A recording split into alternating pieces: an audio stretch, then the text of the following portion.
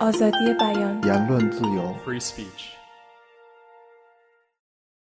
So my first big issue is some of the religious and cultural pressures on free expression around the world. Tim mentioned India, but if you look back in this country a few years and you saw the play Beheshti being shut down in Birmingham, it was well within UK laws, but it ran into social protests which were turning violent. Also, if you talk, I was also myself going to mention India, though, if you talk to the Facebooks and Googles, they will tell you that they're getting into problems in India in terms of the extent of takedown notices they are getting for political, cultural and religious reasons. So I think there's a lot of issues to unwrap there.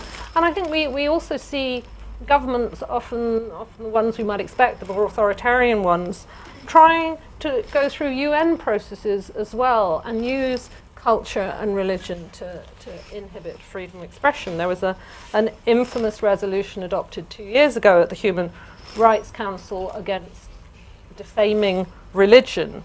There was one 3 years ago on trying to talk about traditional values as being part of human rights. If you look at who supported that one, it was Saudi Arabia, China, Russia, sadly too, India and South Africa. Egypt.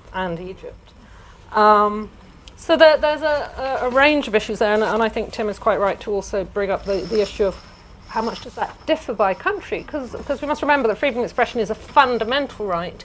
It's not an absolute right, like the right not to be tortured. There are some restrictions, but they're meant to be proportionate, limited, absolutely necessary, and so on. But what does that do in different countries? What are the national security arguments in different countries? And then if it's international, we have universal rights, we have the internet, so what does that add up to? I'll just leave that as a question.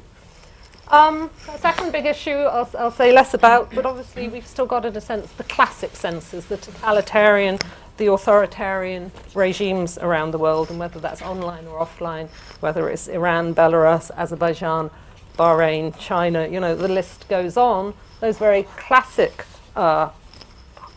really problematic regimes are still there. My third heading, it also links a bit to what Khalid was just saying, is about national security and public order being used as excuses to close down and really narrow the freedom of expression space. That can happen in democracies, in quasi-democracies, in countries transitioning into democracies, and whether it's the London riots or the India's takedown demands, the Snoopers Charter, Turkey, supposedly a model for democracy in its region, imprisoning more journalists than almost anyone else in the world. And that's not to say there are never security and public order issues, but they are again and again used as excuses to close down that space. Fourth, my big issues, the digital space, which I'm sure we're going to talk a lot more about tonight. So I'll just 3 quick points under that digital space, which in some ways has allowed wonderful conversations, but of course it's also being used by criminals for piracy, a lot of issues around copyright. One sub-issue, what about the stronger and weaker filters being imposed? What do we think about the different filters? Whether we're talking about the Chinese firewall, the current media panic in the UK about child protection, should we opt in or opt out of adult content, but actually that will make a lot of other sites blocked and not just pornography. I worked in an organisation a couple of years ago that put some filters onto what we could look at, and we suddenly found you were looking for sites about arms exports around the world, and we couldn't get to them. So filters do things you don't always expect them to do.